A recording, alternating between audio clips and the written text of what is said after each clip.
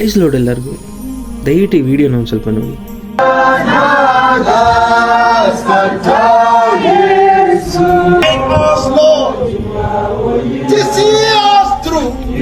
ದಯವಿಟ್ಟು ಭಾರ ಉಳ್ಳವನಾಗಿ ನಿಮ್ಮಲ್ಲಿ ಮನವಿ ಮಾಡಿಕೊಳ್ಳುವಂಥದ್ದು, ನೈಜೀರಿಯಾ ದೇಶಕ್ಕಾಗಿ ಪ್ರಾರ್ಥನೆ ಮಾಡಿ. ಅನೇಕ ಕ್ರೈಸ್ತರನ್ನು ಪ್ರತಿದಿನ ಕೊಲ್ತಾ ಇದ್ದಾರೆ. ಈ ಪ್ರತಿದಿನ ಹೆಚ್ಚು ಕಡಿಮೆ 35ಕ್ಕಿಂತ ಹೆಚ್ಚು ಕ್ರೈಸ್ತರನ್ನು ಕೊಲ್ತಾ ಇದ್ದಾರೆ.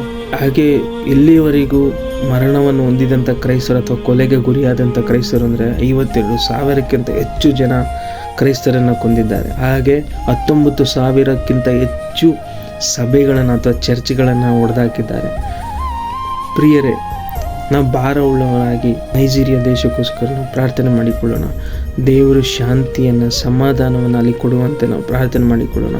ಮತ್ತಾಯನು ಬರೆದ ಸುವಾರ್ತೆ 10ನೇ ಅಧ್ಯಾಯ 28ನೇ ವಾಕ್ಯದಲ್ಲಿ ಹೇಳುತ್ತದೆ, ದೇಹವನ್ನು ಕೊಲ್ಲುವವನಿಗೆ ಹೆದರಬೇಡ, ದೇಹವನ್ನು, ಆತ್ಮವನ್ನು ಕೊಲ್ಲುವಂಥವನಿಗೆ ಮಾತ್ರ ಹೆದರು. ನಮಗೆ ನ್ಯಾಯ ತೀರ್ಪು ಕೊಡುವಂಥವನು ಬಂದಿದ್ದಾನೆ. ಇಡೀ ಜಗತ್ತೇ ನಮ್ಮನ್ನು ಹಿಂಸೆ ಪಡಿಸಿದಂಥ, ನಮಗೆ ಅವಮಾನ ಮಾಡಿದಂಥ ಎಲ್ಲರೂ ಅತ್ಯಾಶ್ಚರ್ಯ ಪಡುವ ಹಾಗೆ, ಇಡೀ ಜಗತ್ತು ನೋಡುವ ಹಾಗೆ ಯೇಸು ಸ್ವಾಮಿ ಮಧ್ಯ ಆಕಾಶದಲ್ಲಿ ಕಾಣಿಸಿಕೊಳ್ಳುತ್ತಾನೆ.